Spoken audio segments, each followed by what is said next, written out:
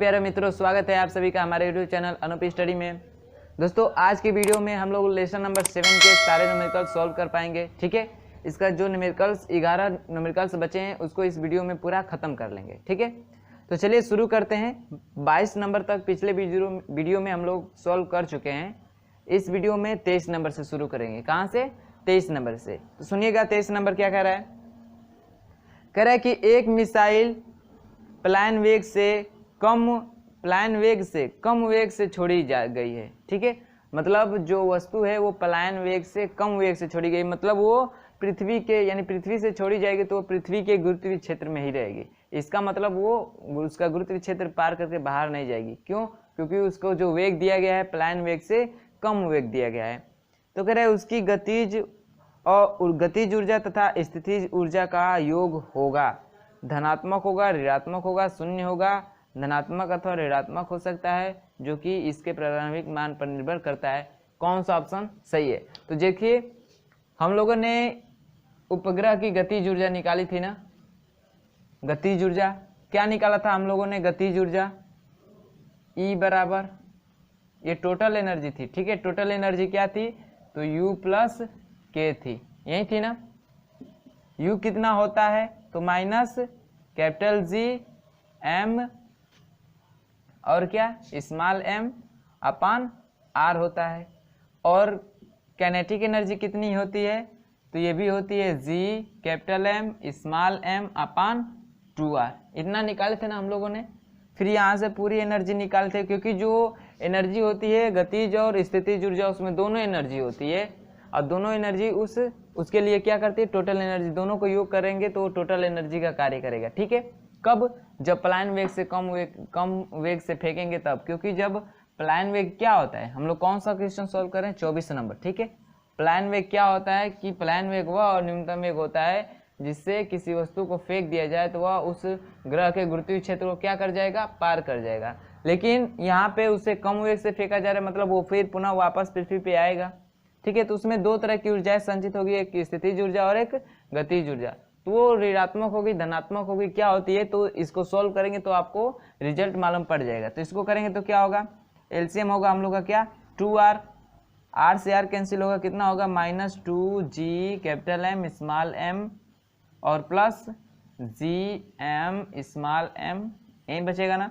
देखिए, इससे 2GMM में से GMM घटाना है तो क्या हो जाएगा? Minus G capital M small m अपान 2R। देखिए एनर्जी किस में आ रही है? ऋणात्मक आ रही है। कैसे आ रही है? ऋणात्मक आ रही है। तो हम लोग का ऑप्शन कौन सा सही हो जाएगा? 24 का ऑप्शन नंबर बी। 24 का ऑप्शन नंबर बी क्या हो जाएगा? करेक्ट हो जाएगा। बात सबको समझ में आई ना? क्योंकि हम लोग फार्मूला हम लोगों ने डिराइव करके निकाला है कि जो E होता है माइनस G अपान GMM अपान 2R होता है। क्यों होता है? क्योंकि इसमें जो कार्य करना पड़ता है हम लोग वो कार्य किसमें करते हैं? ऋणात्मक कार्य करते हैं, इसलिए जो ऊर्जा होती है उसमें ऋणात्मक होती है। इतनी बात सबको समझ में आई होगी। चलिए आगे देखिए। सॉरी, ये 23 नंबर क्वेश्चन था ना, 23 नंबर था। 24 नंबर देखिए।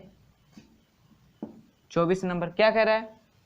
कह रहा है कि चंद्रमा का कक्षीय वेग कितना बढ़ाने पर वह पृथ्वी का उपग्रह नहीं रह जाएगा। ठीक है, तो जो चंद्रमा का वेग है फी ई बराबर हम लोग का फॉर्मूला होता है √2 फी नॉट। ठीक है, यानी अधिकतम वेग के, ये अधिकतम वेग है। जो पृथ्वी का वेग है अधिकतम वेग इतना है, मतलब पलायन वेग v नॉट का समझिए पलायन वेग के बराबर है। यदि वो उसे यानी उसके अधिकतम वेग से √2 गुना हो, यानी √2 गुना हो जाए। ठीक है, इसका मतलब क्या होगा कि जो वस्तु है वह पृथ्वी के या जो भी ग्रह हो उसके गुरुत्वीय केंद्र को क्या कर जाएगा? पार करके दूर चले, यानी पलायन करने लगेगा अंतरिक्ष में।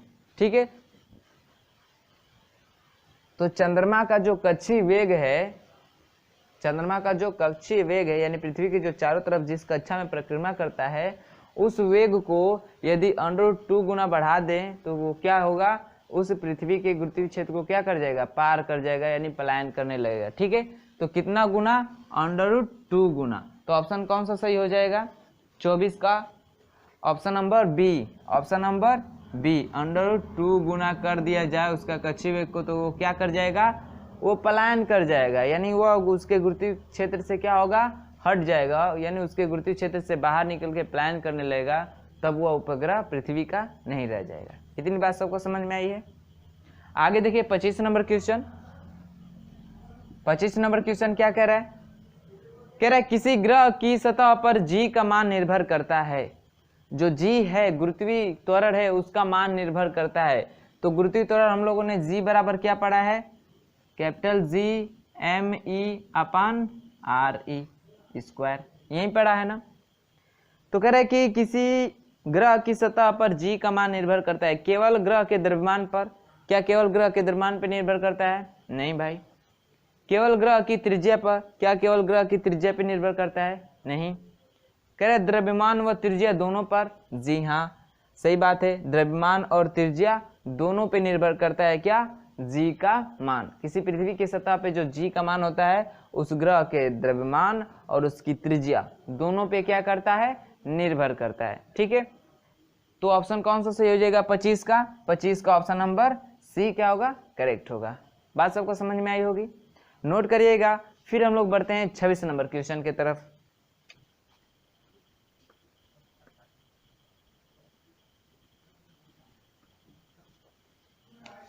देखिए 26 नंबर क्वेश्चन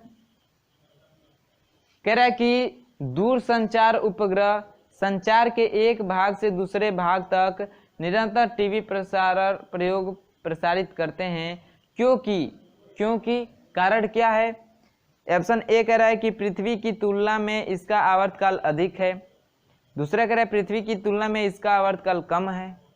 तीसरा कह रहा है कि इसका पृथ्वी के आवर्तकाल से कोई संबंध नहीं है।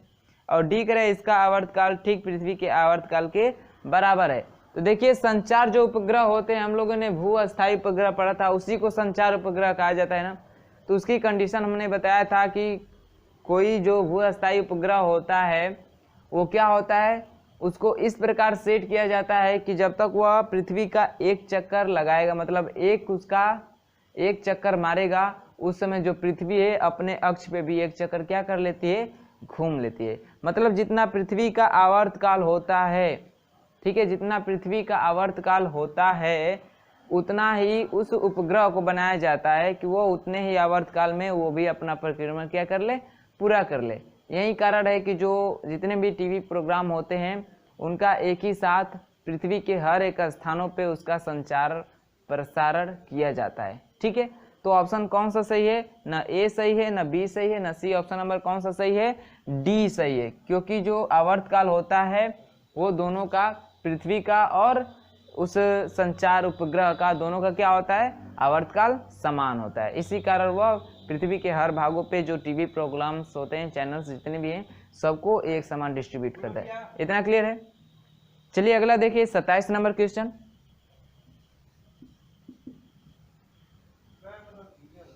27 नंबर क्वेश्चन क्या कह रहा है कि निम्नलिखित में से सही कथन चुनिए। इसमें से जो सही जवाब है, सही आंसर है, उसको चुनना है। मतलब जो बात सही है उसको आपको फाइंड आउट करना है। देखिए कह रहा है पहला कह रहा है कि उपग्रह का कक्षीय वेग कक्षा की त्रिज्या के साथ बढ़ता है। बात सही है या गलत है? हाँ, कह रहा है जैसे मान लीजिए कोई उपग्रह है, ये ग्रह है, ठीक ना, कोई उपग्रह इसके चारों तरफ चक्कर लगा रहा है, ठीक है, ऐसे चक्कर लगा रहे हैं। तो कह रहा है जैसे मान लीजिए इस ग्रह के लिए ये जिस पथ पे गति कर रहा है, इसके लिए ये सेंटर में होगा ग्रह, तो ये सब इसकी आर होंगी ना, यही त्रिज्या होंगी ना, इन सारे कक्षा, जैसे इसके लिए ये आर होगा, इसके लिए ये आर होगा, इसके लिए ये आर होगा। तो कह रहा है पहला कि जो उपग्रह की कक्षीय वेग होता है वह त्रिज्या के साथ बढ़ता है। मतलब त्रिज्या बढ़ाएंगे तो क्या इसका जो वेग होगा वो बढ़ेगा? आप ही लोग बताइए। जैसे मान लीजिए आप किसी बिंदु को किसी पॉइंट को बिंदु मान के और उसके चारों तरफ राउंड करिए, ठीक है, एक समान वेग से। ठीक है, मान लीजिए कोई चाल आपने एक चाल से चलिए, राउंड करिए, ऐसे राउंड करते करते कुछ दूरी तक जाइए, दूर होते जाइए उससे, तो क्या देखेंगे आपका जिस चाल से दौड़ रहे थे क्या उसकी चाल बढ़ती जाएगी? ऐसा नहीं होता है। ठीक है, ऐसा नहीं होता है। भाई जैसे अगर चाल बढ़ती जाएगी तो इसका मतलब इस समय जिस मान लीजिए यहाँ था तो जितने समय में एक चक्कर पूरा कर रहा था, यदि इसका वेग बढ़ेगा तो इस जो ये जो सर्कल है यानी ये जो कक्षा है इसमें यदि इसका वेग बढ़ जाएगा तो जल्दी से गति करेगा, मतलब जल्दी से एक चक्कर पूरा करेगा। लेकिन ऐसा नहीं होता है, जैसे दूरी बढ़ती है उनका जो चक्कर करने का यानी एक परिक्रमा जो होता है उसमें समय बढ़ने लगता है। ठीक है, समय बढ़ जाता है, इसका मतलब वेग जो होता है बढ़ता नहीं है। किसके साथ? त्रिज्या के बढ़ने के साथ। तो पहला जो बात है वो क्या है? गलत है। इसी तरह दूसरा देखिए, पृथ्वी के धरातल से किसी वस्तु का पलायन वेग वस्तु के उस वेग पर निर्भर करता है जिसे उसे दागा जाता है। यानी कोई भी वस्तु है तो जिस वेग से उसे दागा जाता है पलायन वेग उस पर निर्भर करता है? नहीं, ये भी बात क्या है? गलत है। सी कह रहा है कि एक उपग्रह का दोलन काल कक्षा की त्रिज्या पर निर्भर नहीं करता है। ये करता है, जो उपग्रह होते हैं इनका आवर्त काल इनकी कक्षा पर निर्भर करते, कक्षा की त्रिज्या पर निर्भर करता है, लेकिन जबकि ये बोल रहा है कि नहीं करता है। क्योंकि भाई जैसे त्रिज्या बढ़ाएंगे इसको एक चक्कर करने में ज़्यादा समय, जैसे और त्रिज्या बढ़ाए इसको पूरा करने में और ज़्यादा समय लगेगा, जैसे और त्रिज्या बढ़ाए इसको एक चक्कर पूरा करने में यानी एक आवर्त करने में ज़्यादा समय लगेगा। तो समय के जैसे त्रिज्या बढ़ा रहे हैं समय बढ़ रहा है, आवर्तकाल बढ़ रहा है, लेकिन ये कह रहा है कि उपग्रह का जो दोलन काल अथवा आवर्तकाल होता है वो उसकी त्रिज्या पर निर्भर नहीं करता है, करता है। ये भी बात क्या है? गलत है। तो ए बी सी तीनों बातें गलत हो गई। तो सही कौन सा होगा? Option number D. लास्ट एकदम कंफर्म है कि लास्ट इसका क्या होगा? करेक्ट होगा। तो इसका ऑप्शन नंबर कौन सा सही होगा? Option number D. और वो बात क्या है? जो कक्षी वेग यानी कक्षी वेग कक्षा की त्रिज्या के वर्गमूल के व्युत्क्रमानुपाती होता है। यानी जो कक्षी वेग होता है किसी उपग्रह का उसका फार्मूला होता है VE बराबर क्या होता है? √G/ME/R। ठीक है, तो जो कक्षी वेग होता है उस जो कक्षा है उसकी त्रिज्या के वर्गमूल के व्युत्क्रमानुपाती होता है, बटा में ना यानी व्युत्क्रमानुपाती होता है। तो ये बात क्या है हम लोग की? सही है, यानी जो ऑप्शन नंबर डी है 27 का वो क्या है? करेक्ट है। इतनी बात सबको समझ में? 28 नंबर क्वेश्चन देखिए। 28 नंबर क्या कह रहा है कि कृत्रिम उपग्रह की कक्षा में रेखीय चाल निर्भर नहीं करता है। तो यही फार्मूला है, आप कैसी फार्मूले से निकाल लीजिए। जो v का मान है किस पे निर्भर करता है और किस पे नहीं करता है। तो जो v का मान है वह ग्रह के द्रव्यमान पे निर्भर करता है, त्रिज्या पे निर्भर करता है और गुरुत्वाकर्षण जो नियतांक है उस पे। तो ऑप्शन क्या क्या कह रहा है? कह रहा है कि पृथ्वी के द्रव्यमान पर तो निर्भर तो भाई करता है पृथ्वी के द्रव्यमान पर। कह रहा है कि उपग्रह की द्रव्यमान पर, तो उपग्रह का द्रव्यमान इसमें दिख रहा है? नहीं दिख रहा है। पृथ्वी की त्रिज्या पर, हाँ भाई उसकी त्रिज्या पर निर्भर करता है। गुरुत्वीय त्वरण पर भी निर्भर करता है। भाई जब भी कक्षी वेग होता है इसमें भाई गुरुत्वाकर्षण बल पड़ रहे हैं, हम लोग G बराबर ही होता है G/ME/R। गुरुत्वाकर्षण और G में संबंध ये होता है, तो इसका मतलब G पे भी निर्भर करता है। आपका जो ऑप्शन नंबर बी है उपग्रह के द्रव्यमान पर, इसमें उपग्रह कहीं दिख रहा है यहाँ पे ME है, न कि ME/M नहीं है, जो दूसरा पिंड है उसके लिए नहीं है। इसका मतलब जो क्या होता है, कृत्रिम उपग्रह का जो कक्षी में जो रेखीय चाल होता है वह उपग्रह के द्रव्यमान पे निर्भर नहीं करता है। तो 28 का ऑप्शन नंबर कौन सा सही होगा? ऑप्शन नंबर बी करेक्ट होगा। ठीक है, इस बात को ध्यान रखिएगा आप लोग। जो कक्षी वेग होती है उपग्रह की वह उसके द्रव्यमान पे निर्भर नहीं करती है, उस उपग्रह के द्रव्यमान पे निर्भर नहीं करती है, पृथ्वी के द्रव्यमान पे निर्भर करती है, उसकी त्रिज्या पे निर्भर करती है। ठीक है, गुरुत्वीय त्वरण पे निर्भर करती है। बात समझ में आई? आगे देखिए 29 नंबर क्वेश्चन।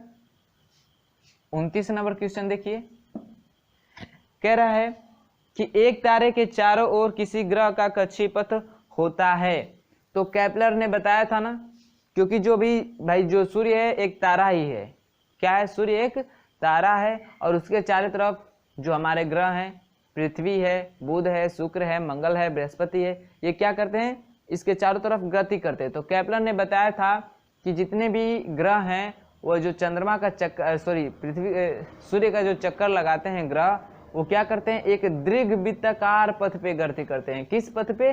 दीर्घ वृत्ताकार पथ पे गति करते हैं। तो यही पूछा है आपसे कि एक तारे के चारों ओर किसी ग्रह का कक्षीय वेग होता है, वृत्त होता है, एक दीर्घ वृत्त होता है, एक परवलय होता है या एक सरल रेखा होता है। तो कैसा होता है? एक दीर्घ वृत्ताकार होता है। जैसे मान लीजिए सूर्य है तो ऐसे चक्कर लगाते हैं, ऐसे, यानी यहाँ पे दूरी कुछ कम होती है, इसकी अपेक्षा यहाँ पे दूरी क्या होती है? ज़्यादा होती है। ये ऐसा दीर्घ वृत्त होता है, ठीक है।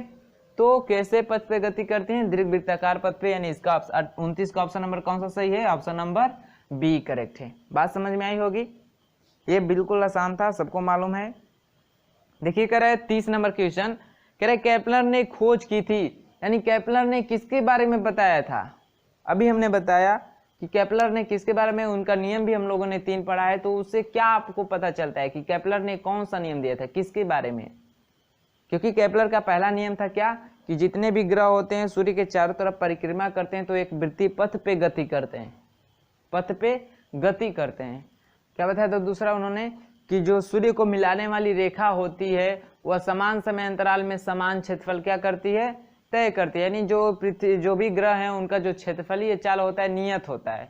यानी जो उन्होंने 3 नियम दिए थे वो ग्रहों के गति पे नियम दिए थे, ग्रहों की गति के बारे में नियम दिए थे। तो कि सूर्य के चारों तरफ परिक्रमा करते हैं, वो गति करते हैं, तो क्या क्या होता है, कौन कौन सी घटना होती है। तो उन्होंने क्या बताया था? ग्रहों की गति के नियम दिए थे, इसके बारे में बताए थे। तो ऑप्शन कौन सा सही हो जाएगा केपलर का?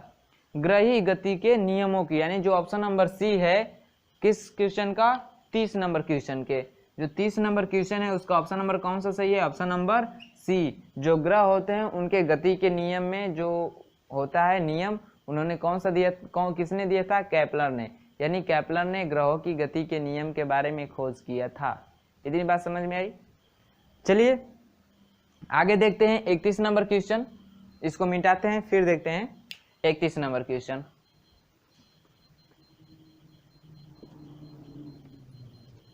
देखिए 31 नंबर क्वेश्चन क्या कह रहा है? कह रहा है कि जी, कैपिटल जी अपान स्मॉल जी का मान होता है, कैपिटल जी अपान स्मॉल जी का मान होता है कितना? तो भाई कैपिटल जी का मान जानते हैं 6.67 गुणे 10 की पावर -11 होता है, और स्मॉल जी का मान 9.8 मीटर पर सेकेंड स्क्वायर होता है। तो बस इसी का भाग कर दीजिए, 6.67 गुणे 10 की पावर -11 और 9.8, इसी को कैलकुलेट करेंगे तो कितना आएगा आपका? कितना आएगा? कैलकुलेट करिए। चलिए हम मोबाइल से करते हैं। 6.67 गुणे इसको छोड़िए, इसमें भाग करिए, 6.67 गुणे भागे 9.8, तो कितना आ जाएगा आपका? आ जाएगा 6.8 गुणे 10 की पावर -12। ठीक है, 6.8 गुणे 10 की पावर -12। तो ऑप्शन कौन सा सही हो जाएगा? 31 का। 31 का ऑप्शन नंबर 6.8 गुणे 10 की पावर -12, 6.8 गुणे 10 की पावर -12, 6.8 गुणे 10 की पावर -12 कौन सा है? Option number B. जो ऑप्शन नंबर बी है वो क्या है? 31 का करेक्ट है। कितना? 6.8 गुणे 10 की पावर -12। ठीक है, आगे देखिए 32 नंबर क्वेश्चन। 32 नंबर क्वेश्चन क्या कह रहा है? कह रहा है कि पृथ्वी की सतह पर सर्वाधिक गुरुत्वाकर्षण नियतांक जी तथा चंद्रमा की सतह पर सर्वाधिक गुरुत्वाकर्षण नियतांक GM है, तो कौन सा सही है? जो GE है बराबर होता है 6 GM के, या जो GE है लेस देन होता है GM के, या जो GE है ग्रेटर देन होता है GM के, या डी कह रहा है कि जो दोनों हैं वो आपस में बराबर होते हैं। ये कह रहा है ना। तो देखिए जैसे पृथ्वी पे हम लोग निकालें तो क्या होता है? गुरुत्वीय त्वरण कितना होता है? स्मॉल जी बराबर कैपिटल GME अपान RE होता है, RE स्क्वायर। ये कहाँ पे होता है? पृथ्वी पे होता है। कहाँ पे? पृथ्वी पे। चंद्रमा की बात करें तो चंद्रमा पे जो गुरुत्वाकर्षण होता है पृथ्वी के गुरुत्वाकर्षण के 1/6 होता है। यानी मान लीजिए G' मान लेते हैं, ये G' जो है चंद्रमा पे है, चंद्रमा पे गुरुत्वीय त्वरण है। ठीक है, तो वहां पे निकाले गुरुत्वीय त्वरण तो कितना होगा? कितना होगा? यहाँ पे पृथ्वी का 1/6 होता है ना, तो 1/6 G बराबर कितना हो जाएगा? GM। अब वहाँ पे मून का ले लेते हैं और RE किसका ले लेते हैं? सॉरी RM ले लेते हैं, मून का ही त्रिज्या ले लेते हैं, इतना हो जाएगा। ठीक है, कितना हो जाएगा, इतना होगा। तो यहाँ से हम लोग निकाले जी का मान यहाँ से, ठीक है, सॉरी जी डैश का ना, क्योंकि पृथ्वी पे सॉरी चंद्रमा पे जो गुरुत्वीय त्वरण होता है पृथ्वी की गुरुत्वीय त्वरण के 1/6 भाग होता है। तो यहाँ से निकाले जी डैश का मान, तो ये कितना होगा 6GMM अपान RM²। ठीक है, यानी जो चंद्रमा पे गुरुत्वीय त्वरण होगा वो कितना होगा 6 गुना। देखिए यहाँ पे जी और जी के, यानी स्मॉल जी और कैपिटल जी के, सॉरी जी के नहीं, यहाँ इसका मान पूछ रहा है, इस बड़े वाले जी का मान पूछ रहा है। तो देखिए यहाँ पे जो जी है ये सिंगल जी है, और यहाँ पे देख रहे हैं तो 6G यानी 6 गुना हो जा रहा है, यानी जो चंद्रमा पे है उसका मान 6 गुना हो जा रहा है। ठीक है, और पृथ्वी पे सिंगल ही रह रहा है, जी हो रहा है। यानी जो चंद्रमा पे होता है सार्वत्रिक गुरुत्वाकर्षण नियतांक वो ज्यादा होता है किसके, पृथ्वी की तुलना में। यानी हम लोग कह सकते हैं कि जो GE है, यानी जो पृथ्वी पे सार्वत्रिक गुरुत्वाकर्षण नियतांक है वो कम होता है किसके, चंद्रमा पे सार्वत्रिक गुरुत्वाकर्षण नियतांक के। इतनी बात समझ में आई है। ठीक है, तो कौन सा ऑप्शन सही हो जाएगा, ऑप्शन नंबर 32 का कौन सा सही हो जाएगा, option number B. Option number जो आपको बी दिख रहा है स्क्रीन पे वो करेक्ट होगा। क्या, जो चंद्रमा पे सार्वत्रिक गुरुत्वाकर्षण नियतांक होता है वो चंद्रमा के सार्वत्रिक गुरुत्वाकर्षण नियतांक से क्या होता है, कम होता है। क्यों,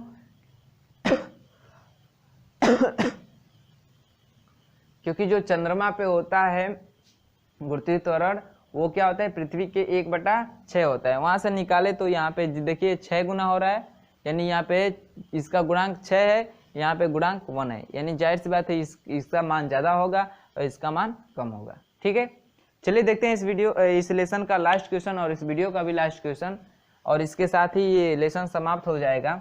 ठीक है, तो कौन सा क्वेश्चन है, 33 नंबर का क्वेश्चन। तो चलिए देखते हैं 33 नंबर क्वेश्चन क्या कह रहा है। देखिए 33 नंबर क्वेश्चन जो कि लास्ट क्वेश्चन है, कह रहा है कि पृथ्वी तल पर गुरुत्वीय त्वरण जी का मान ज्ञात कीजिए यदि कैपिटल जी बराबर इतना और ME बराबर इतना और RE बराबर इतना है। मतलब जो जी बराबर होता है फार्मूला ना, कैपिटल GME अपान RE²। पृथ्वी पे पूछ रहा है तो भाई यही होगा। तो कैपिटल जी का मान रखना है 6.67 × 10⁻⁻11। ME पृथ्वी का मास दे रखा है कितना, तो 6 × 10⁻24 होता है, 6 × 10⁻24। अब बट्टे में RE का मान भी दे रहे, यानी पृथ्वी की त्रिज्या भी दे रखा है कितना, 6.68 × 10⁻6 कितना 6। इसका कर देंगे स्क्वायर, तो इसी को सॉल्व करिए। 6.67 × 6 गुणे, देखिए 10⁻⁻11 है, 10 है, घटा दीजिए कितना हो जाएगा 10⁻3 हो जाएगा। ये कितना हो जाएगा 1, यानी 4 में से 1 गया 3, 2 में से 1 गया, 4 में से 1 गया 3, 2 में से 1 गया 1। अब बटे में कितना हो जाएगा 6.68 गुणे 6.68 गुणे 10⁻6 दूना 12। ऐसी को कैलकुलेट कर देंगे तो मान आ जाएगा किसका, जी का, जो कितना आता है 9.83 मीटर पर सेकेंड स्क्वायर। कितना आता है 9.83 मीटर पर सेकेंड स्क्वायर।